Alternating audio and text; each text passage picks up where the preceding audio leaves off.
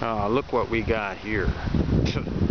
This used to be Tom's Drive-In, the original Tom's Drive-In. Opened up in 1960. It was just a little building. It was smaller than this. 7 burgers for $1. 7 fries for $1 when I was a kid. 7 hot dogs for $1. Can't do that no more. How many of you people remember this place? Oh yeah.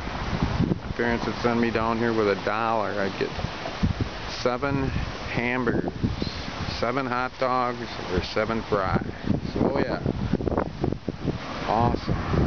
And even Greasehopper owned it, bailed out and sold his business. Everything's going down the shitter with big business around, Walmart, McDonald's, and Burger King. The only guy that held on was JD, and he does a good business. Same with Butch's Pizza, or Frank and Pat's Pizza.